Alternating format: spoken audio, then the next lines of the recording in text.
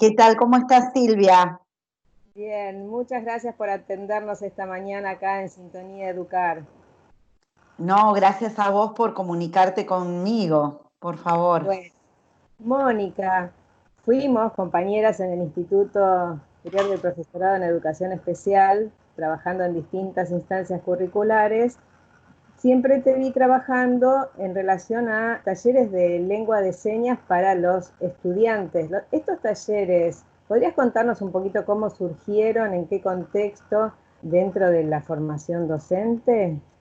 Hace ya muchos años atrás hubo un cambio paradigmático en el plan de estudio de la formación de los docentes para trabajar con chicos sordos. Este cambio tendió a focalizar el trabajo en un abordaje pedagógico y dejar esta mirada, digamos, terapéutica, médica, que antes había imperado en la formación de los docentes. Al tenernos que ocupar prioritariamente de enseñar y de propiciar espacios de educación en las aulas de los chicos sordos, se vio en la necesidad de tener que conocer la lengua que estos chicos necesitan y pueden desarrollar de una manera natural, que es la lengua de señas argentina.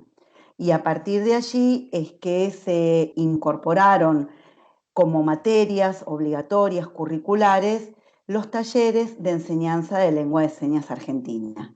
Desde ese momento, que habrá sido de 2007 aproximadamente, empezamos a tener estos talleres anuales para enseñar la lengua de señas, que es la lengua que se utiliza en las aulas de chicos sordos para enseñar y para propiciar cualquier instancia comunicativa.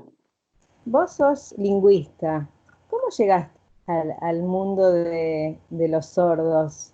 Sí, mi formación es de letras, yo soy egresada de la Facultad de Filosofía y Letras de la UBA y fue fortuito realmente porque, bueno, me incorporé a un equipo de investigación de la lengua de señas argentina antes de recibirme. Yo estaba cursando mis últimas materias, mi último año, cuatrimestre de la carrera, y vi un cartelito en las paredes anárquicas de nuestra querida facultad en la que pedía la incorporación de estudiantes avanzados de la carrera de letras a un proyecto de investigación lingüística. Ese proyecto estaba a cargo de la doctora María Ignacia Mazzone, quien fue la pionera de este área disciplinar en Argentina, de la lingüística de la lengua de señas. Así fue como yo me incorporé directamente a un equipo de investigación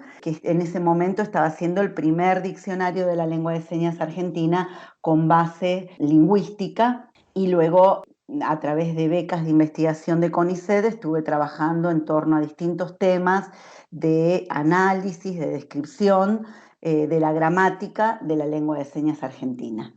Esos fueron mis inicios, absolutamente intereses, absolutamente lingüísticos. No tengo familiares sordos, no tenía conocidos sordos. Fue así como la lengua me atrapó y a partir de ese momento siempre trabajé en esta comunidad y con esta lengua apasionante. Después uno, con la excusa de la lengua, uno empieza a conocer a la comunidad, y una comunidad minoritaria que me alié en sus luchas y en sus reivindicaciones.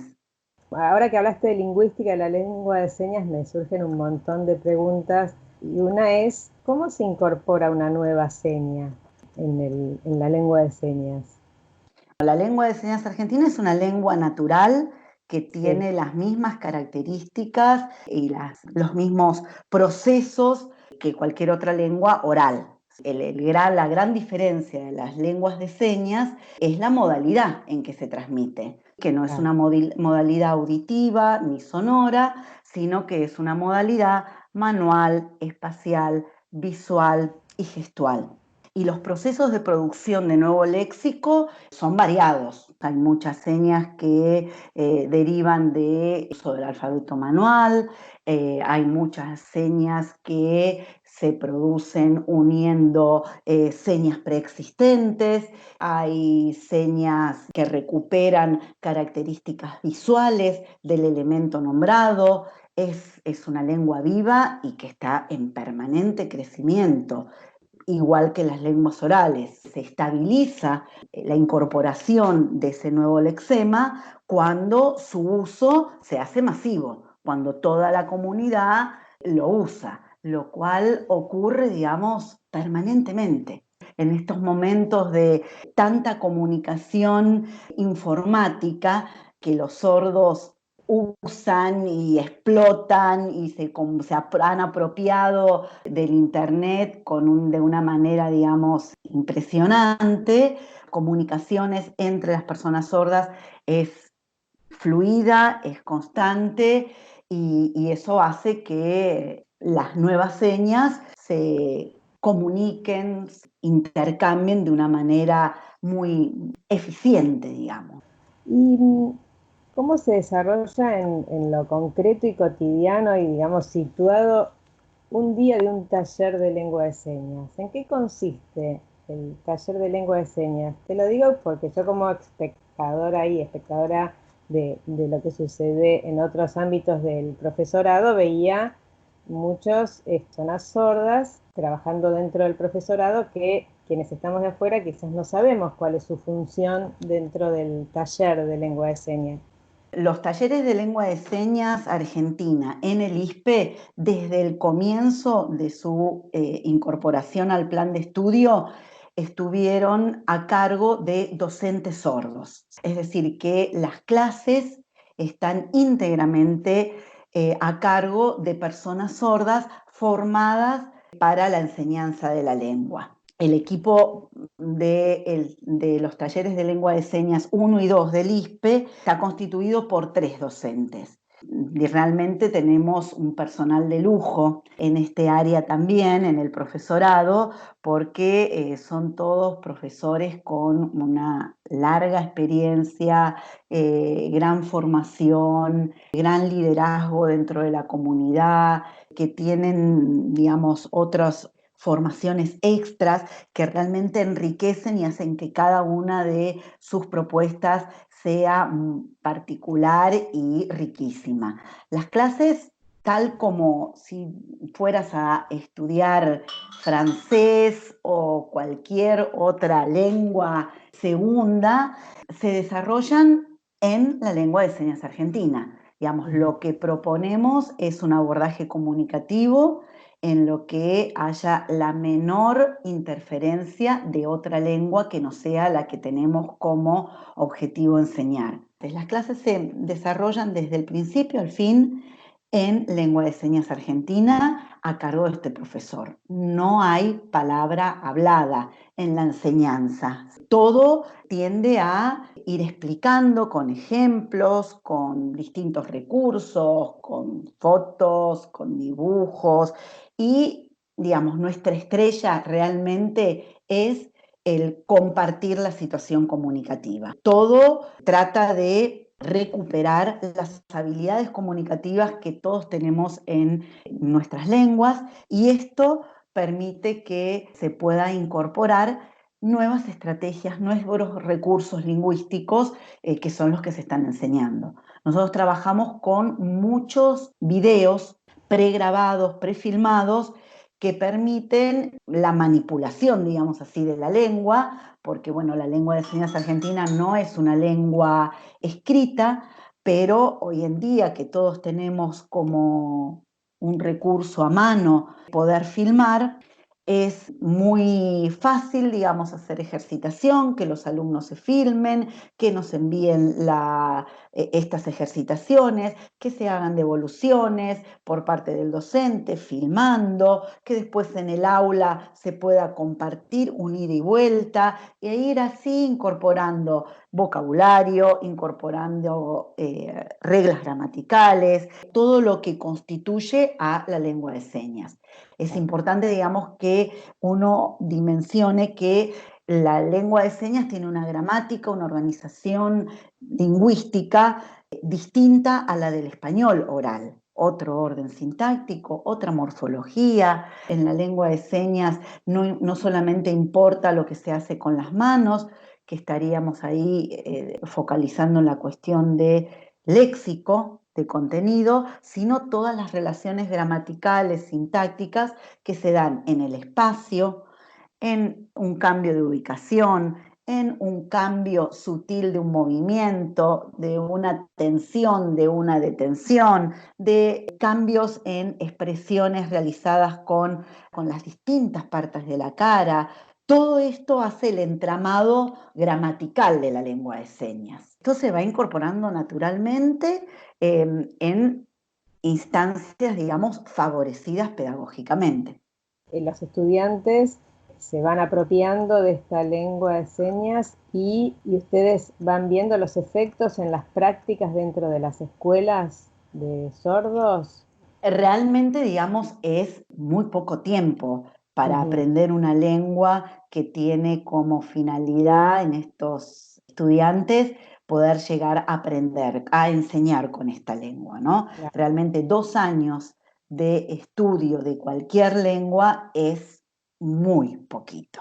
Pero bueno, nosotros hacemos un recorte en la formación y desde el primer día de clase nosotros nos focalizamos en trabajar la enseñanza de la lengua de señas argentina en situaciones comunicativas escolares, educativas, áulicas. ¿Sí? Sí. Hacemos ese recorte comunicativo. Y realmente la incorporación de la tecnología en las clases a nosotros nos ha permitido cambiar el ritmo de trabajo. ¿Sí? Nosotros contamos en el ISPE con aulas virtuales, ¿sí? Donde nosotros podemos subir filmaciones, videos, ejercitaciones. Los alumnos también pueden enviar sus filmaciones. ¿Cuántos años atrás no contábamos con estas posibilidades? Entonces se reducía mucho las estrategias de estudio, las estrategias de repaso, de incorporación de vocabulario, bueno, de trabajo con una lengua que se está aprendiendo. Desde que tenemos esta posibilidad de usar el campus, de que los alumnos puedan hacer sus filmaciones y mandarlos y, digamos, incrementar el tiempo de trabajo con la lengua más allá del momento de clase, los resultados son inmensamente mejores. En el ISPES, según los años, hemos tratado de generar ofertas extracurriculares que les permita a los estudiantes seguir trabajando con la lengua. Hemos tenido, por ejemplo, propuestas de talleres de narración en lengua de señas. Hemos tenido talleres de lengua de señas argentina nivel avanzado, que sería como un tercer, cuarto nivel de lengua de señas. Hemos dado propuestas de reflexión gramatical sobre la lengua de señas. Bueno, todo esto permite seguir teniendo espacios para trabajar con la lengua en la institución. También hay otros espacios que se van abriendo y que son históricos, que ofrecen cursos de lengua de señas más allá del profesorado. La realidad es que hay que seguir trabajando con la lengua de señas si uno necesita tener la destreza lingüística como para desempeñarse en un aula. Porque en realidad yo pensaba, si el lenguaje es el mediador fundamental en los procesos de enseñanza, disponer del lenguaje compartido con tus propios estudiantes es como básico, ¿no? Que hay que insistir en que se profundice y se tome conciencia de la necesidad de manejarlo. En el ISPE viste que hay algunos estudiantes sordos. ¿Los estudiantes sordos del ISPE llegan al ISPE todos manejando lengua de señas? Hay diversidad, Ah, porque la historia lingüística de las personas sordas es compleja, porque la realidad es que los niños sordos nacen en la inmensa mayoría en familias oyentes, ¿sí? Te claro, estoy hablando del 98% de los niños sordos tienen mamá y papá oyente, claro, lo cual hace que en su entorno lingüístico infantil la lengua que hay es la lengua oral. Esta lengua oral, los niños sordos, los bebés sordos no la pueden percibir y por ende no se pueden apropiar de la lengua de su entorno. En claro, general, llegan a un entorno lingüístico en lengua de señas argentina, es decir, en una lengua que pueden percibir sin ningún inconveniente cuando empiezan a ir a las escuelas, que claro. esto varía. A veces van de muy chiquititos y a veces van de más grandes. Claro, Entonces, claro. bueno, esto no es un detalle menor para el desarrollo de una lengua, para el desarrollo personal, social, emocional, actual, académico, ¿sí? Y bueno, y también hay distintas propuestas para educar a los chicos sordos. Algunos no reconocen la necesidad de un desarrollo armonioso y normal de una primera lengua y trabajan sistemáticamente en la oralización de los niños sordos, ¿no? La historia es esta y muchos chicos llegan muchos jóvenes llegan al ISPE con una lengua de señas inestable, precaria y otros no. En un entorno de lengua, los sordos se van apropiando de esta herramienta lingüística y en el ISPE también constituye un espacio de aprendizaje y de apropiación de una lengua para estos jóvenes, ¿no? Porque bueno, hay grupos ya de jóvenes sordos que sistemáticamente año a año se incorporan al profesorado para llegar a ser profesores de sordos. Todas las clases a las que asisten estudiantes sordos en el ISPE cuentan con servicio de interpretación en lengua de señas argentina. Esto favorece un desarrollo de la lengua. De Sí, sí. todas maneras, en muchos casos, según el nivel de la lengua de señas de los estudiantes sordos, se incorporan en el segundo taller de lengua de señas. Porque, bueno, también es interesante tener la posibilidad de reflexionar acerca de la gramática de la propia lengua, ¿no? Y esto Exacto. se da en instancias escolares. Uno Claro. no anda reflexionando sobre su lengua en la casa. Esto pasa en las aulas. Donde Claro. reflexionamos los oyentes sobre el español es en la escuela. Exacto. Entonces esto no es una posibilidad tan a mano de los jóvenes ni de los niños sordos, y entonces por eso es importante también que tengan esta oportunidad en su formación. Y ya para ir terminando, pensaba todo esto en este contexto actual en el que estamos viviendo, de aislamiento, de continuidad pedagógica en las casas, cómo se pudo ir desarrollando. Digo, entiendo por lo que vos me venías diciendo que como hay cierta uso y disposición de la tecnología ya desde previo al aislamiento, esto quizás haya facilitado sostener la comunicación. ¿Fue así o develó, como en todos los otros ámbitos educativos, el nivel de desigualdad en el acceso a la tecnología? Sin duda, digamos, la desigualdad en nuestro país, en nuestra ciudad, en nuestros profesorados, nos atraviesa a todos. Las propuestas de clase de toda, digamos, toda la enseñanza del profesorado en este cuatrimestre se trasladó a las pantallas, a los tumbos, ¿sí? Algunos con mejores propuestas, más acabadas, otras con propuestas muy rudimentarias. Nosotros contábamos con este antecedente que son nuestras aulas virtuales, que son como bibliotecas de repositorios de la lengua de señas. Ninguna de las personas del equipo de lengua de señas argentina del ISPE tiene una formación en educación a distancia. pero lo estamos haciendo y los estudiantes también lo están haciendo. Yo pienso que, digamos, que vamos a ver, por ahora parece que fluye en algunos grupos, fluye muy amenamente y en otros muy conflictivamente, no conflictiva por una cuestión de relación, sino porque se nos caen las conexiones. Nosotros, ¿qué estamos haciendo? Sostenemos nuestras aulas virtuales como lugar, digamos, donde ponemos material en lengua de señas, explicaciones, ejercitación, distintos elementos, recursos para enseñar la lengua y para practicarla, y después tenemos encuentros sincrónicos a través de las plataformas de Zoom. Estos encuentros no siempre son fluidos, digamos,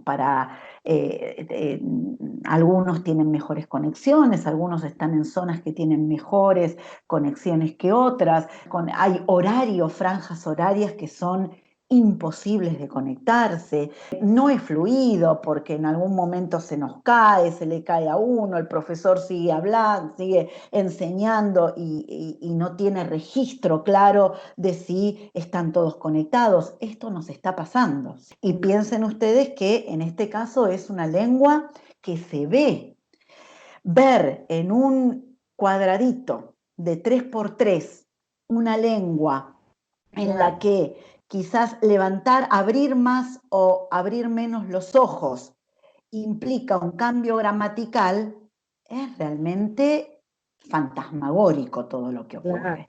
Por eso, digamos, bueno, nuestro sostén importante es todo el material que nosotros les damos para que los estudiantes puedan de manera autónoma, una vez que terminó la clase online, que puedan sentarse con su computadora y ver las producciones en lengua de señas en toda la pantalla. Si es que los estudiantes tienen computadora, porque si lo tienen que ver en una pantalla de celular, bueno, tienen que ponerse lupa. Esta desigualdad es una realidad, además, digamos, de que es complejo sostener una propuesta no presencial para la formación de grado. Lo no presencial, yo por mis experiencias, por lo que estamos transitando hoy en día, creo que requiere un compromiso y un saber estudiar y aprender muy grande por parte de nuestros estudiantes. Hay mucha responsabilidad y mucho trabajo autónomo por parte del estudiante para sostener una cursada no presencial. Estamos avanzando, se producen lo que yo digo milagros lingüísticos permanentemente, porque realmente, digamos, pensar que hace 2 meses que empezamos con clases, es decir, que tenemos 8 semanas de clase, es decir, 8 encuentros en las pantallas, y de no saber nada, ni decir hola, hoy en día pueden llevar adelante una comunicación bastante fluida y decirle al profesor, no te entiendo, por favor repetilo. El profesor le puede decir, practiquen, estudien, repasen, que la próxima semana va a ser el primer examen, hablar sobre la presentación personal, preguntar el nombre, saludarse, decir hola, ¿qué tal? ¿Cómo estás? Nos vemos la próxima clase. Realmente se produce este milagro lingüístico. También en las pantallas es complejo. Vamos a ver cuánto de esta ilusión de enseñar que estamos teniendo se concreta en aprendizajes interesantes y, digamos, de buena calidad. Esto lo estamos viviendo, ¿no? Todavía no lo podemos saber. Lo último que te quería preguntar, y ya como para cerrar, hace un tiempito creo que el vicejefe de gobierno de la ciudad se mostró en alguna conferencia de prensa con un barbijo que él llamó barbijo inclusivo, porque tenía una parte, digamos, transparente en la zona de la boca. Y luego de esa aparición vi un comentario de la asociación ASAM de sordos, un poco criticando este barbijo. ¿Vos tuviste acceso a eso? Sí, fue uno de los temas de la cuarentena dentro de la comunidad sorda, entre tantos, ¿no? La realidad es que sí, digamos, taparse la boca y no permitir la lectura labial por parte de las personas sordas cuando tienen que comunicarse con las personas oyentes es problemático, ¿sí? Es realmente poner una barrera imposible de derribar. La idea de generar un barbijo, un tapaboca que permita ver los labios de la persona oyente, sobre todo en situaciones de atención médica, en situaciones de emergencia, más allá de la vida cotidiana, es algo necesario. Lo que pasa es que, bueno, la comunidad sorda fue muy crítica porque una vez más no se les consultó. Tenía detalles que hacían que no fuera un elemento realmente eficiente y que si hubieran consultado, si los técnicos o las personas oyentes que tuvieron esta idea hubieran tenido digamos, el gesto de mandar un mail a alguna de las asociaciones de la comunidad sorda, consultar a tantos grupos de personas sordas que hay activos y trabajando en distintas instancias, en distintas instituciones, estos detalles se hubieran corregido, ¿sí? Y la furia sorda llega porque es, digamos, muy angustiante estar luchando en todos los espacios por lograr una participación mínima. El gran lema de las personas sordas es todo con nosotros, nada sin nosotros, porque realmente están como muy cansados de que los oyentes generen propuestas con muy buena voluntad, pero con muy poca participación de las personas sordas. Este barbijo transparente tuvo ese mismo recorrido. Fue algo hecho por oyentes, sin preguntarle al sordo, ¿te parece bien? ¿Qué hacemos? ¿Lo hacemos más grande? ¿Lo hacemos más corto? Así podés tener una buena lectura labial. No, ¿por qué? Bueno, ¿qué tendríamos que corregir? Este ida y vuelta es lo que hace la diferencia para que algo sea útil para las personas sordas o no, y además los posiciona en un lugar de igualdad y de participación ciudadana, técnica, digamos. ¿Por qué no consultarles si estamos pensando algo para un otro que no somos nosotros? ¿Qué es esta locura, ¿no? De creernos que podemos saber todo, que todo lo podemos hacer mejor que los mismos interesados, que podemos registrar las necesidades del otro de una manera más acabada que habilitarle esa respuesta que tan bien nos vendría, que tan, digamos, prácticamente y rápidamente nos resolvería tener un elemento realmente inclusivo a través de un proceso realmente inclusivo. En general no ocurren y se generan conflictos muy destructivos realmente, que digamos, los productos que se hacen no logran cumplir su cometido. Y bueno, y la comunidad sorda, digamos, también, digamos, está muy activa desde hace mucho tiempo, entonces se indigna cuando se los ignora, se los ningunea y no se los consulta. Desde un barbijo hasta en las definiciones de políticas educativas, culturales, recreativas, etcétera, etcétera, etcétera. Están batallando.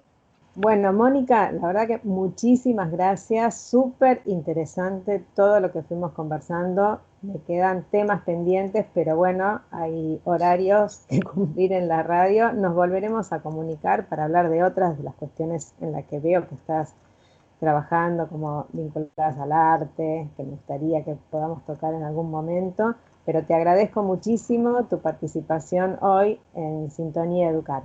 Hasta luego y muchas gracias. Muchísimas gracias. Un abrazo grande.